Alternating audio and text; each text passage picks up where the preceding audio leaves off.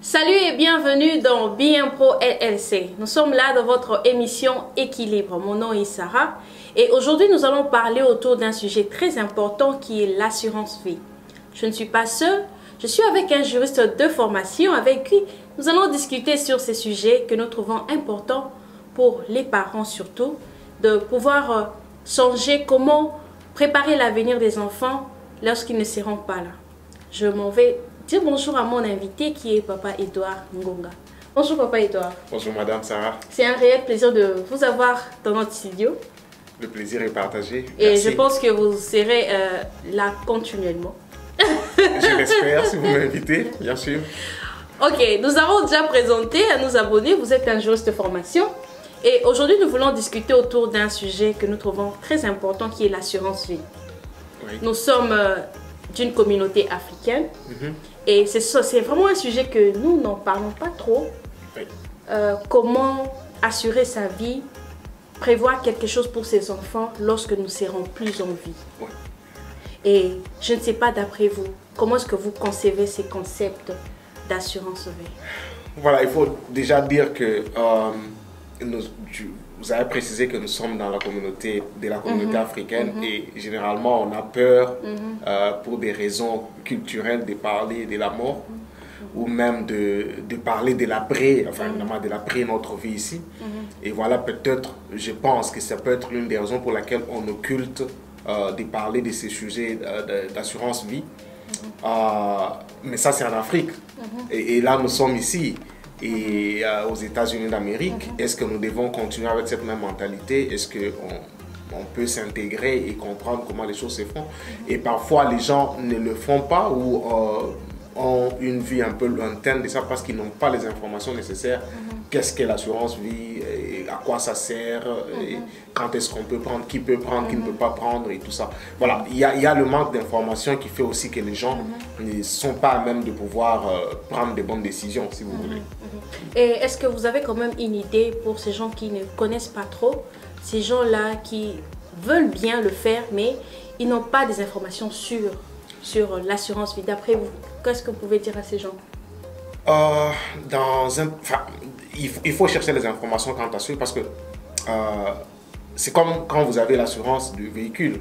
Vous assurez. C'est quand même bizarre parce qu'on assure les véhicules, on assure la maison, on a tout type d'assurance que nous avons parfois, mais on oublie de pouvoir payer sa police ou police d'assurance vie. Je dirais que l'assurance vie est une assurance qui est mise en place pour une seule raison, celle de remplacer le income de la personne, du policy owner, donc la personne qui prend l'assurance, de remplacer son income si quelque chose arrivait et qu'il arrivait à mourir. Okay. Vous voyez. Alors si vous êtes un travailleur, si vous travaillez, si vous avez des enfants, vous devez absolument avoir l'assurance vie. Parce qu'il ne faudrait pas que après votre mort, il y a la peine de la séparation, mais aussi la peine du fait que on n'arrive pas à payer les bills parce que nous n'avons pas de moyens, parce que la personne qui pourvoyait est partie. Voilà pourquoi l'assurance vie existe, pour suppléer à votre income quand vous ne serez pas là. Exactement. Et si je peux ajouter par rapport à ce que vous venez de dire, suppléer votre income quand vous ne serez pas là. J'ai essayé de faire quelques calculs avec... par rapport à ce que nous avons eu à travailler avec l'agent Deo Munyanga, l'émission avec Papa Emmanuel, nous avons eu à discuter avec un agent de New York Life. Nous donnons un exemple, que vous souscrivez pour un premium, par exemple, un premium d'assurance vie, on vous dit que dès que vous allez mourir, nous allons vous remettre par exemple 300 000. Et vous devez payer par exemple pendant 20 ans, là c'est l'exemple, pendant 20 ans vous devez payer par exemple 50 $. Et vous allez calculer les 50 $ pendant 20 ans, vous ferez quelque chose autour de 12 000 $. Mais vous avez maintenant la chance que, je ne peux pas dire la chance parce que s'il arrivait que vous mourrez, mais il peut arriver que dans le 20 ans là, par exemple si vous êtes déjà dans les cinquantaines, un exemple, dans les trentaines, 40, quelque chose arrivait, facilement vous pouvez avoir les 300 000. Donc c'est comme si vous avez investi 12 000 et quelques dollars dans le 20 ans, mais le retour, c'est 300 000 qui peut imaginer. Permettre à votre famille de survivre. Vous pouvez vous imaginer. C'est un calcul vraiment simple, mais accurate, comme on dit. Exactement. Et ça montre toute l'importance de l'assurance vie. Et maman Sarah, nous allons tous mourir. Exactement. Ce corps ici va mourir d'une manière ou d'une autre. Et nous ne savons pas quand on va mourir. J'ai perdu un ami, ça fait en début du mois. Wow. Il a la quarantaine, il est parti tout jeune, il a laissé les enfants. Alors, et pourtant, visiblement, il était en bonne santé. Et il est tombé, il a fait une crise, il est parti. Donc, ça dit que la mort nous guette. On ne peut pas occulter ça, on ne peut pas penser qu'on va vivre 80 ans, 100 ans. Alors, ça dit que c'est pourquoi il faut être diligent, prévoyant pour sa famille. Si on aime sa famille, si on aime ses enfants. Moi, j'ai fait l'expérience d'être orphelin. Mais j'avais déjà 24 ans, ça va encore, c'est un homme qui peut se débrouiller. Mais mes frères qui étaient plus jeunes ont dû vraiment en pâtir. Parce qu'évidemment, dans notre contexte africain, on n'a pas ces choses et tout. Voilà. Donc, c'est pas évident. C'est pourquoi il faut absolument en avoir et en avoir de la bonne qualité, si vous voulez. Là, je venais de donner un exemple par rapport à une assurance où il y a une date déterminée. Voilà. Mais vous pensez qu'il y a d'autres formes d'assurance aussi? Ouais, sur le marché, vous trouverez plusieurs formes d'assurance, mais les principales formes, c'est le whole life, qu'on appelle cash value, et le term insurance. Oui. Le whole life, c'est tout simplement que vous souscrivez à l'assurance, vous allez payer l'assurance, et à cette assurance, il y a aussi un saving attaché. Donc, vous payez, dans le premium que vous payez, on prend une partie pour l'assurance, une partie pour un saving que vous êtes supposé prendre à un certain moment. Ça, c'est le whole life. Et c'est un produit qui se vend, évidemment. Vous voyez, les gens achètent parce qu'on leur dit, voilà, vous allez avoir beaucoup d'argent, c'est comme un investissement et tout et tout. C'est vrai que je donnerai peut-être mon point de vue quant à ça au cours de l'émission. Mais ça, c'est le 1. Et puis le 2, c'est le terme. Le terme qui veut simplement dire, comme le mot dit, le terme. Donc, c'est un contrat à terme. C'est-à-dire que... Il y a un délai. Il y a un délai, soit de 10, 15, 20 ans. Et pendant ce temps, vous payez vos premiums. Et puis, dès que le terme expire, et dès que, si par chance vous êtes encore en vie, donc voilà, vous n'avez rien. Mais si vous mourrez, c'est la seule chose en fait. Si vous êtes en vie, vous ne pouvez pas réclamer quelque chose. Il faut que vous mouriez pour que vos bénéficiaires puissent, n'est-ce pas, bénéficier, si vous voulez, de cet argent-là. Voilà. Et si nous savons très bien, dans toute chose, il y a les avantages et le désavantage. Et maintenant, là, je ne sais pas, est-ce que vous avez un endroit ou bien un downside, si on peut dire, un côté un peu mauvais de l'assurance vie? Je pense que si on achète un bon produit, il n'y a pas de downside, je ne pense pas. Et tout ceci, c'est comme vous avez parlé, l'émission, c'est derniers temps, parle des finances. Tout ceci, ça entre dans le game des finances, d'investissement et tout ce qui regarde les finances. Et ici, il faudrait que, je peux dire quelque chose, c'est que nous devons être intentionnels quant à ça. Intentionnels, exactement. On doit travailler sur nos finances avec agressivité parce qu'on ne veut pas négliger cet aspect de notre vie, qui est un aspect très important. Et moi, je dis toujours que les goals économiques de la famille ou de la personne sont les premiers à être serrés. Si vous ne faites pas vos goals économiques avant, le reste ne peut pas marcher. Alors, avoir l'assurance, c'est très important, ça fait partie de nos finances. Et donc, absolument, il faut que les gens puissent en avoir. Mais évidemment, ça dépend du plan que vous avez. Si vous avez un plan correct par rapport aux finances, et donc l'assurance, le terme, c'est quelque chose qui est recommandable. Alors, les downsides peut être du côté de whole life, parce que le whole life, quand vous mourrez, l'argent supposé, les savings supposés que vous avez supposé avoir fait, ne revient pas à la famille. On va donner à la famille l'argent du policy, les bénéfices de l'assurance, mais on ne lui donnera pas le cash value. L'assurance garde ça. Pourquoi? Mais c'est comme ça, c'est ça la réalité, parce que on vous dit, admettons, vous prenez un policy de 125 000 $ et que vous payez 140 000. Une partie, 140 $. Une partie de 140 $ va à payer votre premium n'est-ce pas, de l'assurance. Une autre partie va pour construire, build up le cash value, n'est-ce pas? Vous payez cher, $140 pour un policier de $125 000, c'est un exemple. Et après, qu'est-ce qu'on vous dit? On vous dit non, plus vous restez dans le policy, plus vous payez, plus vous construisez votre cash value, plus vous allez avoir un grand intérêt plus tard. Plus tard, là, ce camp, on ne sait pas. Et généralement, les gens, ok, je vais construire, je vais faire, je donne, ils donnent, ils donnent. Et si la mort vous attrape, vous perdez, on donne à la famille les $125 000. Mais les cash value, on ne donnera pas. L'assurance garde ça. C'est ça la réalité qu'on ne dit pas aux gens. Ok. Ouais.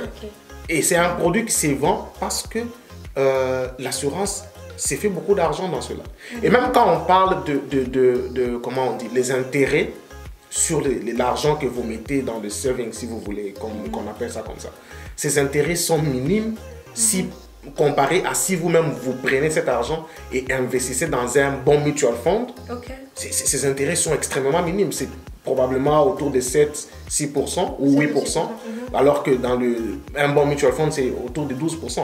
Ouais. Alors, les gens doivent comprendre ces choses avant d'acheter tout ce qu'on nous propose, parce que les salesmen, je n'ai rien contre eux, j'apprécie le travail qu'ils font, mais je comprends aussi qu'ils font leur travail pour essayer de gagner, parce que s'ils vous vendent un produit où vous payez beaucoup plus d'argent, ils gagnent sur la commission. Donc l'assurance vie est très importante, comme vous pouvez le remarquer, ça fait partie de l'investissement. Et c'est que j'ai toujours dit, l'investissement c'est comme un business. Vous pouvez gagner, vous pouvez aussi perdre. Exact. Donc, tant mieux essayer que ne rien faire. Exact. Tant mieux faire quelque chose. Exact. Mais il est très important d'être bien informé avant de choisir un policy. D'où il est vraiment important de tomber sur le bonne main d'une personne qui va vous dire clairement comment les choses se passent. Parce que beaucoup de gens qui sont là à l'extérieur, ils tiennent compte que de leurs bénéfices, de leurs commissions. Ils veulent que tu puisses avoir beaucoup de policy, ou bien il te fait emmener dans des choses que tu ne devais pas, parce qu'il a ses intérêts. Mais nous vous prions, si vraiment cela vous intéresse, nous avons Papa Deo Munyanga qui est de notre communauté congolaise. C'est une personne, c'est un chrétien d'abord. Et si vous avez des questions, ce sont des personnes que vous pouvez dialoguer, avoir plus de détails. Et parce que aussi il y a un autre point qui nous limite, avec les agents, d'autres agents, il y a un problème de langue aussi. Ouais. Il y a un problème de langue aussi. Donc c'est vraiment important si vous avez une personne qui parle votre langue, le français par exemple, où vous pouvez te poser les questions telles qu'il faut et puis comprendre de quoi est-ce qu'il s'agit. Parce que de toutes les façons, c'est du commerce, l'assurance, nous savons. Et tel que nous assurons nos voitures, quand vous achetez une voiture neuve, l'assurance est moins coûteuse. Mais plus la voiture avance vers son amortissement et les assurances deviennent trop. Exact. Et c'est la même chose avec l'assurance vie. Le plus tôt vous l'avez, le mieux c'est. C'est mieux, exactement. C'est-à-dire quand vous êtes encore plus jeune et que vous êtes encore vigoureux, c'est ça le temps de prendre l'assurance vie. Quand vous avez déjà la cinquantaine au-delà, vous allez payer cher les premiums, ça c'est sûr, parce que il y a plus de risques. Il y a plus de risques. Parce que en fait, tout simplement, l'assurance, c'est le transfert des risques. Alors, on voit la compagnie voit quel risque vous transférez. Si vous êtes jeune en bonne santé, l'assurance c'est moins. Vous avez moins de risques et vous êtes insured, comme on dit. Donc, mais si vous êtes déjà vieux, bon, vous voyez, ça va avec tout ça là. Donc, c'est le moment de prendre l'assurance vie. Si moi j'encourage notre communauté africaine, surtout de pouvoir travailler là-dessus et de prendre cela, ça ne coûte pas. Ça ne coûte pas. Peut-être qu'on va parler au cours de l'émission par rapport à ce que moi je pense, ce que moi je peux conseiller. Mais ce que moi je conseillerais, c'est une assurance terme qui ne coûte pas grand-chose. Qui vous coûte, comme vous l'avez fait les calculs tout à l'heure. Donc c'est un simple calcul, mais qui dit tout ce qu'il y a par rapport, n'est-ce pas, à l'assurance. Donc moi j'encourage. Je nous encourage. Exactement, exactement. Est-ce que vous avez une idée de l'assurance que nous prenons pour les enfants? Parce qu'il y a aussi des assurances vie pour les enfants. Vous voyez, avec les Américains par exemple, qu'est-ce qu'ils font? Ils commencent à assurer les enfants quand ils sont bébés par exemple. Ils ont un policy et qui peuvent utiliser cet argent-là pour financer le collège par exemple. Bon, je ne sais pas. Quelle est votre idée entre prendre cette assurance-là? Parce que dès que vous prenez ça, vous payez pour l'enfant. Voilà. À un certain âge, l'enfant lui-même va continuer. C'est une assurance vie. Ouais. Mais c'est à peu près comme le All Life. Voilà, donc, à un certain âge, l'enfant lui-même, 18 ans, 21 ans, il prend le relève, il continue. Mais c'est cash value, il peut l'utiliser pour les collèges. D'où, je ne sais pas, entre faire cette forme-là d'investissement ou bien vous-même prendre l'argent que vous avez de saving, mettez pour les enfants, vous-même vous gérez. Comment est-ce que... Moi, je pense... En fait, d'abord, il faut dire que, pour revenir un peu au commencement, l'assurance vie, vous le prenez si vous travaillez, n'est-ce pas? Si vous travaillez pour suppléer les incomes, si vous êtes marié, vous avez des enfants, vous travaillez. Si l'homme travaille, vous prenez l'assurance vous prenez l'assurance, votre policy, mais avec comme bénéficiaire votre épouse ou votre époux avec les enfants. De la même chose, de la même manière pour madame qui travaille, ça sera la même chose. Il faut prendre aussi l'assurance. Voilà. Si elle amène quelque chose à la maison, et même si elle reste à la maison, voilà. Et même si elle reste à la maison, elle ne va pas au travail de manière comme on le connaît là, il faut prendre l'assurance vie sur elle. Parce que ce qu'elle fait à la maison, ça a une valeur économique. Essayez tout simplement d'amener les enfants au daycare ou bien de payer une, comment on appelle, les maids pour travailler à la maison. Et en fait, c'est que ça donne comme argent que vous pouvez dépenser. Alors, imaginez-vous que vous n'avez pas pris d'assurance vie pour votre femme ou soit pour votre homme qui reste à la maison s'occupant des enfants et du ménage et qu'il arrive à mourir. S'il meurt, donc vous serez obligé, parce que vous devez aller au travail, vous serez obligé de trouver comment jongler avec les enfants, les déposer au daycare dans un premier temps. C'est un élément très important que je n'avais pas pensé. Bien entendu. Parce que là, quand on reste à la maison, on pense qu'elle ne travaille pas, elle ne fait rien, mais le travail est énorme. Le travail est énorme. Et si la femme n'est pas là, comment vous allez suppléer cette absence? Moi, je me dis, en tout cas, moi, personnellement, si ma femme n'est pas là, si vous venez à la maison, les choses sont sens de ce sens aussi. Ok? Même pour juste un jour, les choses sont sens de ce sens. Parce que je n'arrive pas à maîtriser la situation. Alors, ce qu'elle fait, ce que les dames font à la maison, surtout dans la communauté africaine, parce qu'ils restent à la maison, certaines restent à la maison pour diverses raisons, ce qu'elles font a une valeur économique. C'est seulement parce qu'on ne pense pas comme ça. Parce que très souvent, on reste à la maison. Pourquoi? Parce que quand on calcule, si je dois payer le daycare pour 3 enfants, supposons que je dois dépenser $180 par enfant chaque semaine. Vous imaginez. Et vous multipliez par 3. Voilà. Vous voyez déjà ce que ça vous donne. Et le mois. Donc tout votre salaire va aller peut-être au paiement des dons. C'est vraiment très important au papa de chercher à valuer, à donner une valeur au travail que la maman fait. Du fait de rester à la maison, cela ne veut pas dire qu'elle ne fait rien, mais elle veut juste gérer à ce que ceux qui entrent ne puissent pas sortir directement. Voilà. Et donc, il faut prendre le policy pour madame, il faut prendre le policy pour monsieur. Mais est-ce qu'il faudrait, en revenant maintenant à la question, est-ce qu'il faudrait prendre un policy pour les enfants? Moi, je dirais non. C'est un produit, et comme vous l'avez dit, c'est du commerce. Les agents d'assurance, les compagnies d'assurance les vendent, c'est tout à fait normal, c'est du commerce. Mais pourquoi prendrez-vous une assurance vie pour un enfant? Bon, l'enfant peut mourir aussi. L'enfant peut mourir. Mais l'enfant n'apporte pas... L'enfant est, dans une certaine mesure, économiquement, c'est une charge pour la famille, pour les enfants, pour les parents. Donc, l'enfant n'apporte pas une certaine valeur économique, ça c'est de 1. De 2, si quelque chose arrivait, que l'enfant meurt, voilà, l'assurance vie paye aussi pour les funérailles, n'est-ce pas? Quand vous prenez, si vous mourrez, on paye pour les funérailles, les dépenses des funérailles, et puis après on va remettre le bénéfice et le restant à la famille. Mais si l'enfant meurt, qu'est-ce qu'on va faire? C'est là maintenant qu'en revenant à votre émission de ce mois, de toutes vos émissions que vous avez faites, on parle encore des finances. Est-ce que nous avons ce qu'on appelle un fonds d'urgence? Est-ce que nous avons un fonds d'urgence saved up? Est-ce que nous avons de l'argent qu'on a mis de côté? C'est-à-dire 3 ou 6 mois de votre budget de la maison. Est-ce que vous avez cet argent-là? Parce que c'est ça, si on n'a pas ça, si on a ça, c'est facile, on peut suppléer au funérailles de l'enfant si jamais l'enfant arrive à mourir. Mais si on n'a pas ça, ce qu'on peut faire, c'est que à notre policy, le policy de l'assurance, on peut ajouter ce qu'on appelle le rider en anglais. Donc c'est comme un ajout, si vous voulez. Un ajout où vous dites que, ok, je voudrais que moyennant un certain montant, que si jamais mon enfant parvenait à mourir pendant que, durant notre policy ici, que vous preniez la charge. Et ça coûte très moins cher. Vous pouvez peut-être arriver à payer 60 ou 70 $, peut-être tout au plus 100 $ par an pour cet add-on-là, pour ces riders-là. Alors, c'est plus facile de pouvoir ajouter quelque chose qui va vous coûter pratiquement 12 $ ou, je sais pas moi, moins de 10 $ par mois, pour qu'au cas où l'impensable arriverait pour l'enfant, vous pourriez prendre cet argent-là, que de pouvoir avoir un autre policy, vous allez encore dépenser de l'argent sur ça.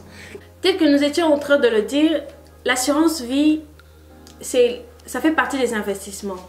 D'où, étant que couple, il est très important de pouvoir comprendre où est-ce que vous allez investir votre argent. Nous avons dit que l'assurance vie est très importante. Lorsque quelque chose vous arrive, vous avez investi peu de moyens, mais vous allez récupérer plus. Nous avons donné l'exemple, si vous arrivez à donner 50 $ par mois pendant 20 ans, vous allez vous retrouver avec à peu près 12 000 $ que vous avez investi, mais que vous allez peut-être avoir un retour de 200 000, 300 000 et plus. Et ça fait partie des investissements que vous pouvez penser également pour votre famille. Et en dehors de cela, il y a beaucoup d'autres formes d'investissement. Vous pouvez placer votre argent dans des mutuelles. Vous pouvez placer votre argent dans plusieurs stocks où vous allez récupérer. Donc, au lieu de mettre le tout dans un seul box, comme on disait, vous pouvez diversifier. Avoir une assurance vie, par exemple, à terme pour vous. Au cas où quelque chose vous arrive pendant un certain moment, votre famille pourra être protégée. Et pensez aussi comment avoir un saving pour vos enfants, pour les collèges. Vous pouvez prendre 20 $ par exemple par mois ou par paycheck. Ça fera quelque chose. Si vous vous entendez avec votre banque, vous pouvez avoir cet argent-là avec d'intérêt, travailler pour votre banque, investir d'une manière ou d'une autre. D'où il est très important de pouvoir se mettre en couple, en famille, réfléchir et chercher des informations.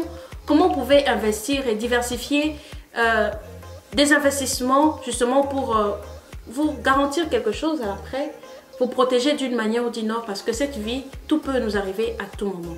Papa Edouard, je ne sais pas si vous avez un mot que vous pouvez dire à nos abonnés qui ont suivi l'émission d'aujourd'hui sur l'assurance vie. Aussi, j'ai quelque chose à dire, c'est que vous devez avoir l'assurance vie. Vous devez, c'est un must, donc vous devez prendre l'assurance vie, c'est important. C'est une manière de dire à vos enfants, à votre époux, à votre épouse que vous l'aimez. Il faut éviter qu'après votre départ, d'abord on commence par des cotisations pour les funérailles. Ensuite, en dehors de la peine qu'on a perdu un être cher, la famille va commencer à on ne sait pas payer tel bill, tel autre bill. Il y a la déstabilisation. Si on aime sa famille, si on aime ses enfants, si on aime sa femme, si on aime son homme, on doit prendre l'assurance vie. Et si moi je peux conseiller, c'est que nous devons prendre l'assurance vie à terme, avoir un game plan, comme on dit, pour vos finances. Parce que quand vous prenez à terme, ça veut dire que peut-être que dans 20 ans, vous serez millionnaire, on ne sait pas. Alors, si vous êtes millionnaire, vous n'avez pas besoin d'assurance vie. Exactement. Si vous avez des moyens, vous n'avez pas besoin, vous vous assurez vous-même.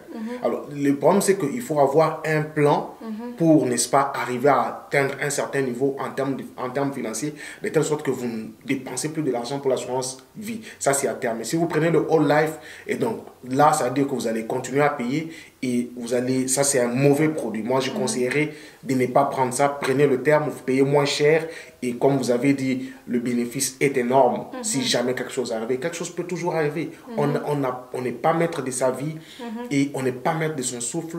Demain, ça peut arriver que vous mouriez sans être malade. On n'a pas besoin d'être malade pour mourir. Vous voyez? Donc, alors prenez-le maintenant parce que demain, ça peut être trop tard. Voilà ce que je peux dire. Merci beaucoup d'avoir suivi votre émission Équilibre. Aujourd'hui, nous avons parlé sur l'assurance vie. Si ces numéros vous a vraiment plu, n'hésitez pas de commenter, d'aimer, surtout de partager la vidéo. Et si vous avez d'autres questions que nous n'avons pas pu répondre, ou bien si nous avons tenu de propos ou bien de points de vue contraires à ce que vous connaissez, n'hésitez pas de nous faire signe. Nous allons revenir et si vous voulez aussi avoir plus d'informations, contactez-nous. Vous aurez notre numéro sur la barre de description. Nous allons vous mettre en contact avec Papa Deo, qui est un agent d'assurance. Il va vous aider et puis il vous dira en long et en large sur l'assurance. Et si par hasard, dans vos besoins actuellement, nous arrivons presque vers la fin de l'année, vous êtes à la recherche d'un ordinateur par exemple, N'hésitez pas, nous avons trouvé ceci sur Amazon. Nous allons mettre la barre de description. Nous allons mettre le lien sur la barre de description. Vous allez les trouver à bon prix. Et c'est la marque Dell. Et je l'utilise pour mes projets, tout ce que je fais. Et c'est d'une bonne qualité. Merci beaucoup de nous avoir suivis. Nous nous retrouvons à la prochaine. C'était bien moi, Sarah. Au revoir. Salut, c'est Ed. Je viens vous annoncer que très bientôt sur votre chaîne BM Pro, nous allons avoir une série d'émissions qui va commencer sur l'immigration et l'intégration aux États-Unis d'Amérique. Et pour nous qui sommes venus de l'Afrique, pour nous qui sommes venus de la France, nous qui ne parlons pas anglais, nous qui parlons français, et nous allons, n'est-ce pas, au cours de cette émission, décortiquer qu'est-ce que nous devons faire en venant ici. Par où commencer, comment faire l'intégration au niveau de la carrière, comment transférer nos diplômes, comment aller à l'école. On va ramasser toutes les questions que vous pouvez imaginer quant à l'intégration. Et ça sera pour très bientôt sur votre chaîne BM Pro. Restez scotchés parce que d'ici le mois de janvier, vous allez commencer à voir votre série d'émissions sur l'immigration et l'intégration aux États-Unis. A plus.